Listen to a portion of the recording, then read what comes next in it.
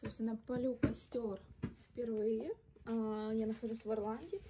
У меня тут есть уголь. И здесь вот такие вот дрова. Это я купила в Супервалю. В общем-то, так выглядит сам камин. Что для чего, я не знаю. Я в первый раз этим всем занимаюсь. Камин, скорее всего, старенький.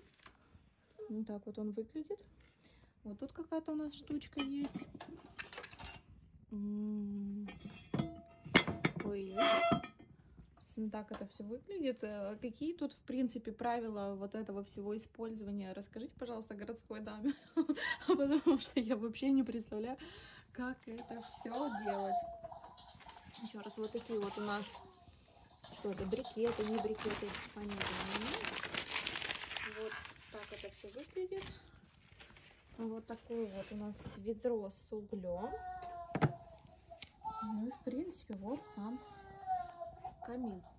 Жду ваши лайфхаки, комментарии, как этим всем пользоваться, что купить, что докупить. И может есть какая-то штука, которая закрывает сам камин, потому что мы не часто ним пользуемся.